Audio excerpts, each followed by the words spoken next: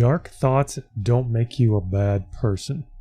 Too many people today think that having dark thoughts means that you're a bad person. Like there's no distinction in people's minds between someone who has, say, fantasies in their head and their actual actions in the real world. But someone can have dark thoughts and be an extremely good person, sometimes because of those dark thoughts. Let me give you an example. Imagine someone who thinks about how to commit a crime and get away with it in gory detail. They must be a bad person, right? They probably do terrible things in their lives. Well, what if I told you that person was a detective and they actually prevent harm? Using that same logic, they have to think like the criminal, right? They think like a homicidal maniac in order to prevent that person from committing more harm. Creative thinkers, people with ADHD, autism spectrum, or other creative types, other neurodivergent types, we often have dark thoughts. It's really just a function of having a creative mind. The mind sort of simulates wild possibilities. Sometimes those are really cool, sometimes those are really out there, sometimes those are really dark and gruesome. The mind simulator goes, how about this? And you go, oh, God, no, I don't want to see that. I don't want to think about that. But that just happens when you have a really creative mind. I think almost everyone's had the experience of, say, standing on a high balcony somewhere, and your mind goes, what if I just threw myself over this balcony? And you go, ah, and you feel anxious or afraid. And that's a pretty common sort of intrusive thought or out there kind of dark thought. Or similarly, a lot of people have been driving on a 2-lane highway, and all of a sudden you sort of picture in your mind, what if I just drove onto oncoming traffic? Ah, right? Obviously, you're not going to do that. You're not going to throw yourself over the balcony. You're not going to drive into oncoming traffic. But the thought comes up, it's really freaky, like what the hell is that? Well, those of us who are more creative types, we tend to get more of those kinds of thoughts because our mind's just creating ideas, just spinning out in this way and that way and creating new possibilities. We don't have to act on all of those possibilities, obviously, right? We're not going to do most of the things we come up with, even the things we want to do because we procrastinate. Sometimes it's hard to even get ourselves to do what we want to do, let alone weird, crazy shit that just pops up into our minds. But some people actually have very dark thoughts and do good because of those thoughts, right? Like the detective, or like, maybe a surgeon fantasized about cutting into people as a kid, and now it does life-saving procedures cutting into people and cutting out cancers or doing heart surgery or brain surgery and so on. The same sort of thing is true of, say, like a hacker. There's like evil, dark hackers, right? People who hack into people's bank accounts and so on and steal their money. And then there's white hat hackers, people who are hired by companies to hack their systems to figure out where it's vulnerable. They think in the exact same ways in terms of like, what's the vulnerability here and how do I take advantage of it? But a totally different result, a totally different impact from thinking in that way. There's even a kind of obsessive compulsive disorder. Now, I don't diagnose people. I don't really think in terms of disorders, but in terms of OCD, obsessive compulsive disorders, there's a kind of that where people get obsessed with dark thoughts, right? They have a dark thought once and they're like, oh, I must be a terrible person. I need to keep thinking about this thing over and over and over. That will prevent me from doing it.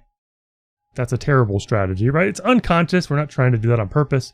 Terrible strategy just makes you feel anxious. And OCD is really an anxiety kind of thing, right? Anxious about these dark thoughts and kind of repeating them over and over as a strategy to not do the thing. Now, you know what works better?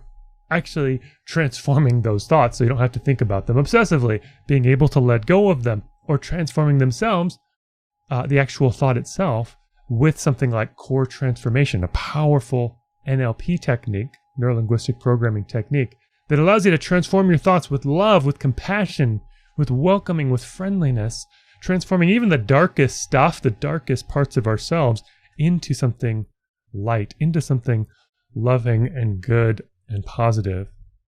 In fact, the most horrible aspects of ourselves, the darkest parts of ourselves, can actually be good, or pathways into something good when transformed with love, with welcoming, with going deeper into a deeper positive intention.